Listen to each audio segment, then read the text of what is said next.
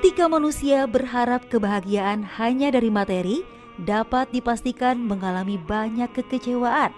Karena sesungguhnya standar bahagia adalah kebahagiaan jiwa. Pergeseran tujuan bahagia bagi manusia yang saat ini fokus pada materi bukan tidak mungkin menjadikan mereka manusia yang serakah, bahkan bisa menghalalkan segala cara, sehingga membuat mereka bukan hanya tidak bahagia, namun bukan termasuk orang-orang yang beruntung. Lantas seperti apa yang Islam terapkan agar kita termasuk orang-orang yang beruntung sehingga bisa mendapatkan ketenangan hidup? Mari sama-sama kita simak ulasannya dalam tausiah subuh kali ini. Selamat menyaksikan.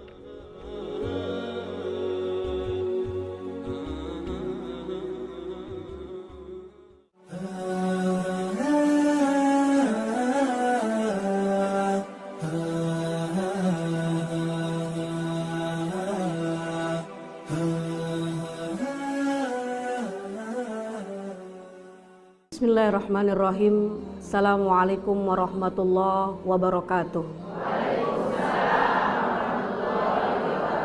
Alhamdulillah, alhamdulillahil karimil mannan, alladzi akramana bil Qur'an wa ja'alahu mu'jizatan ila akhiriz zaman. Wassalatu wassalamu ala sayyidina Muhammadin khairi man tahajjada wa qama wa talal Qur'an wa ala alihi wa ashabihi wa man tabi'ahum ila yaumil mizan. Faqad qala Allah ta'ala fi kitabihil aziz. A'udzu billahi minasyaitonir rajim. Bismillahirrahmanirrahim.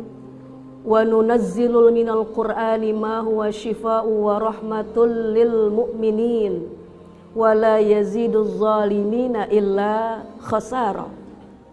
Kita sepakat bahwasanya sebuah kebahagiaan, bahagia dalam hidup, dunia dan akhirat merupakan sebuah harapan kita. Sebuah doa-doa yang kita panjatkan bahkan di setiap saat, di setiap waktu, di setiap habis sholat, bahkan mungkin di pertemuan-pertemuan seperti ini, di majelis-majelis, di masjid-masjid, kita senantiasa membaca doa yang sangat singkat, padat, jelas, berisi. Apa itu? Yang kita sering baca doa yang dikenal dengan doa sapu jagat. Apa itu? Atina fid dunya hasanah wa fil akhirati hasanah.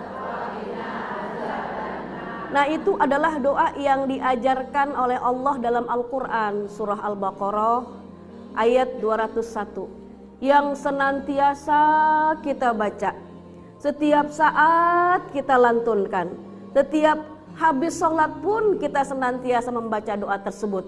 Wa minhum may yaqulu rabbana atina fid dunya hasanah wa fil akhirati hasanah wa qina adzabannar. Nah, itu kesepakatan kita pada pagi hari ini, bahwa kita semua senantiasa ingin bahagia. Bahagia zahir batin, bahagia dunia dan akhirat. Maka ketika kita ingin bahagia, tentunya kita harus mengarah kepada Al-Quran yang kita punya.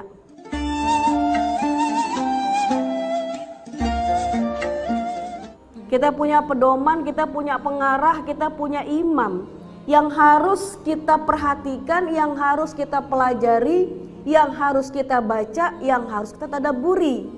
Maka dalam Al-Quran disebutkan ciri-ciri orang yang disebut orang-orang yang muflih. Apa itu muflih? Muflih itu artinya orang yang beruntung. Orang yang apa? Beruntung. Jangan pada diem baik. Orang yang beruntung, muflih. Ya, kalau seandainya kita baca dalam surah Al-Baqarah Ada ciri orang yang bertakwa yang Allah katakan dalam surah Al-Baqarah. A'udzubillahi minasyaitonirrajim. Bismillahirrahmanirrahim. Alif lam mim. Dzalikal kitabu la raiba fihi hudal lil muttaqin.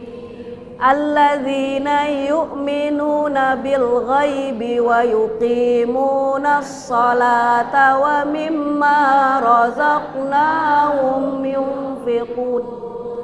Walladzina yu'minuna bima unzila ilaika wa ma unzila min wa bil akhirati hum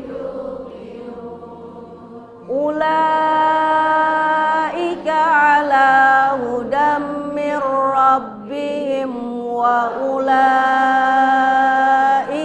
humul.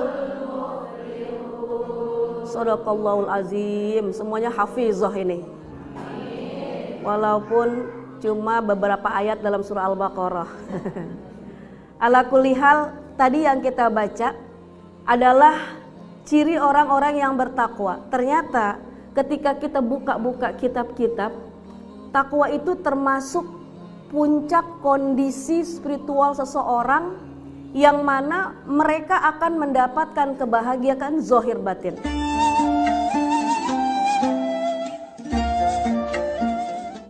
Yang mereka mendapatkan kebahagiaan dunia dan akhirat.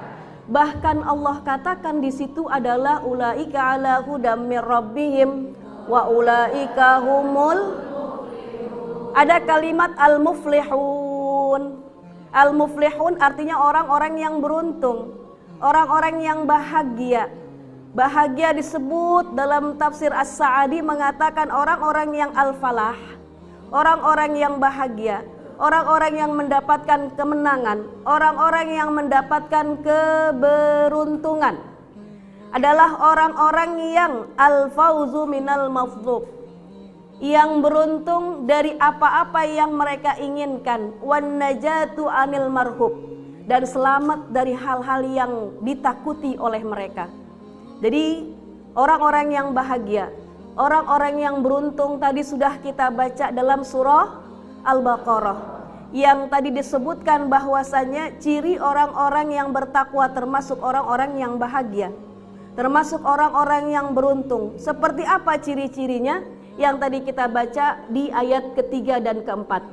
Yang pertama, mereka orang-orang yang beruntung adalah alladzina yu'minuna bil ghaib.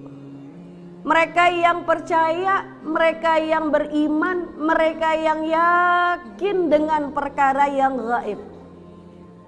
Mereka yakin dengan Allah, mereka beriman kepada Allah, mereka percaya kepada para malaikat Allah. Bu, ini kita di sini semuanya bukan hadir hanya kita saja, Bu. Kenapa?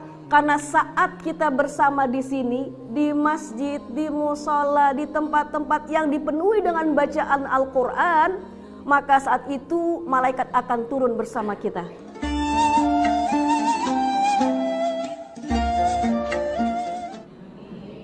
Maka malaikat yang turun bersama kita kan gak kelihatan fisiknya.